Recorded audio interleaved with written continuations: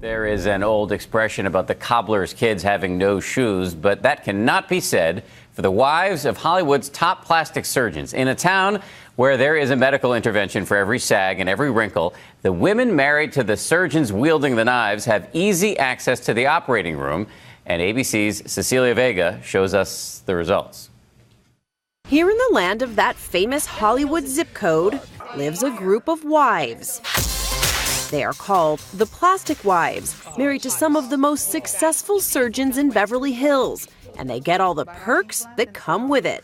Breast augmentation. Who's had their boobs done? 4 times. Everybody. 4 times. You win the prize on that one. Botox, love it or hate it? Oh, love it. Bobo. I have mixed feelings. Who's had lipo? From here to here.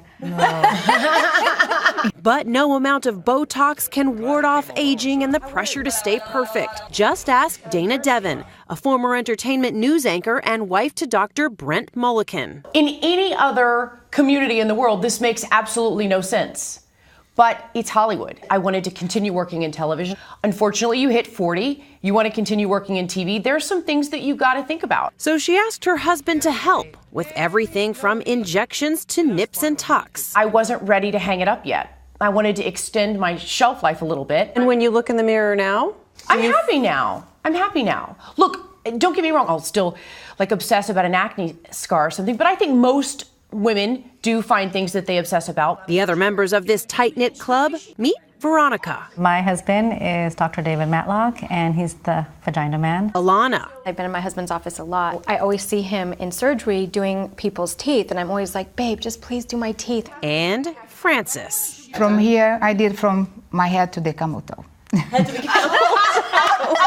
They are proud of the work they've had and quick to judge the work of others. If we don't like them, we don't hang out with their wives. Wait, if you don't like them as a doctor, even I at work, hang out with their wives. You're not hanging out with the wife. No. For them, no appointment is necessary, no payment required. They have unlimited access to the operating room, whatever they want, whenever they want it. Even a personal procedure room right at home for a little nip or tuck when the mood strikes. They are living billboards for their husband's steady hands. I heard some advice a long time ago that if you're considering a plastic surgeon, look at his wife. And that's a perfect example of the kind of work he most likely does. And their new show, Plastic Wives on TLC, leaves little to the imagination about what life in and out of the operating room is really like. Are you ready for the public reaction? I'm going to tell you right now, people are going to say you look overdone. We're not telling anybody they have to go do this.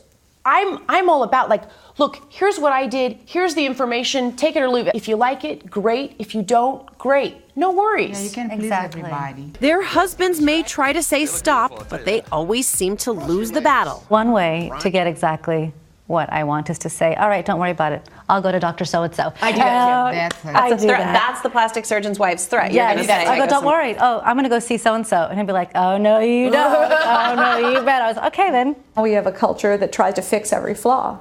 And to me, that's unhealthy. Though plastic surgery is a $10 billion a year industry in America, Dr. Lisa Casselith says shows like Plastic Wives send the wrong message about body image and cosmetic surgery. It's our job to say, no, you look abnormal, you cannot have more. You have to hold that patient back. I mean, for purely selfish reasons. I don't want a patient with giant lips sitting in my waiting area showing my other patients this is what I do. She often spends her days correcting surgeries that she says have gone too far, working on patients like Jillian Weisberg. At one point, I went to another plastic surgeon and she injected an entire syringe of Juvederm into my lips, and so they were complete. Like when I opened the door, when people would come over to my house, they'd laugh out loud in my face. It looked ridiculous. The insider phrase is Beverly Hills. So when people come in and they're overdone, I say to them, I'm sorry, you're looking too Beverly Hills. And that's when you stop. But some plastic wives simply can't stop. Is anyone in this group addicted to plastic surgery? I am kind of addicted. I go there every day at the clinic, and then there is so many things coming, so many new technologies, new implants, new Botox, new fillers, laser procedures and all that, and I want it all. Frances thought she had it all during her 7-year marriage to Dr. Ryan Stanton. That is until she says he left her.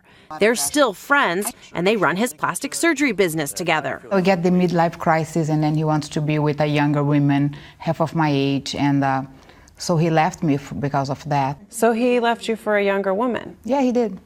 Although I have everything done to keep myself young, I couldn't keep the man, he left. Dr. and Mrs. Plastic Surgeon. Their lives, just like their faces, are glamorous, scar-free, and flawless. Or are they? They're calling us plastic wives, and yeah, we do a lot of plastic surgery, but we don't look nothing like plastified, like we don't look overdone. They are images of plastic perfection. For Nightline, I'm Cecilia Vega in Los Angeles.